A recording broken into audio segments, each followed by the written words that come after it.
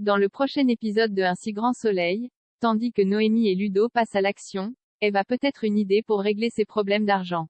Attention, les paragraphes qui suivent contiennent des spoilers sur l'épisode d'Un si grand soleil diffusé demain soir sur France 2. Si vous ne voulez rien savoir, ne lisez pas ce qui suit. Jeudi 15 décembre dans Un si grand soleil, Noémie et Ludo passent à l'action au petit matin. Hakim débarque chez Noémie. Jaloux, il tente de lui faire comprendre que Ludo est encore amoureux d'elle et envisage même que ce soit réciproque.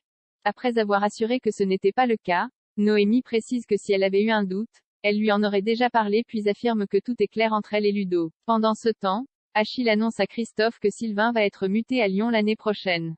Comme il n'a pas envie de changer de collègue, de perdre ses amis ni Christophe, ce dernier essaie de le rassurer en jurant qu'ils continueront à se voir. Malgré tout, Achille sait au fond de lui que cela ne sera plus comme avant. Christophe finit donc par admettre qu'il n'a pas du tout envie qu'il parte. De son côté, Bilal a bien réfléchi. Bien qu'il aimerait aider son ami à sauver ce cheval, il ne souhaite pas mentir à son frère. Compréhensif, Ludo lui fait cependant promettre de garder le secret.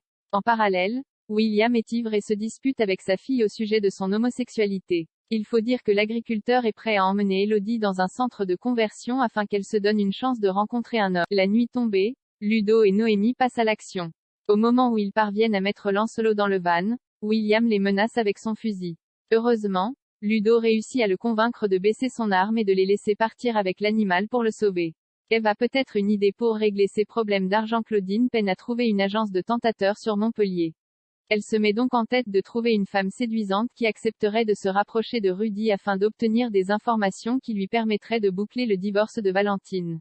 Pour sa part, Eve compte donner des cours particuliers à un élève de 6e pour régler ses problèmes financiers. Une perte de temps mais surtout d'énergie pour la prof de français qui regrette de ne plus gérer les affaires d'Eliot. À cette période, l'argent tombait régulièrement. En réalité, Eve se demande si elle a fait le bon choix de carrière. Bien qu'elle aime profondément son métier, elle n'a aucune perspective d'évolution. Non loin de là, Claudine rencontre Maître Levard, le représentant de Rudy.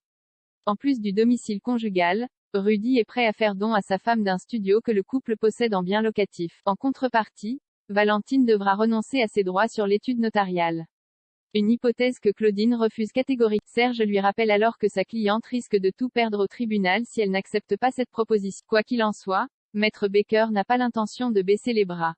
Eve récupère quant à elle les coordonnées de Claudine et lui passe un coup de fil. Gênée, elle lui raconte qu'elle cherche une agence de tentatrices pour proposer ses services. Même s'il n'en existe aucune dans la région, Claudine a toutefois une idée qui pourrait l'intéresser.